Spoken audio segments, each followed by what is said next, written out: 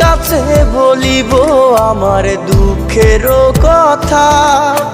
স্বপ্ন ভাঙা কত কঠিন, পাই না পূর্ণতা। আমি কার কাছে বলিব আমার দুঃখের কথা?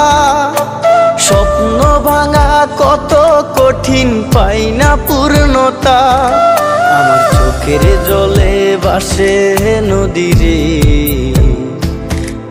আমি নিজেই নিজে একা কাঁদিরে। আমি নিজেই নিজে একা হাসি রে। আমায় দেখলে সবাই পাগল বলে রে।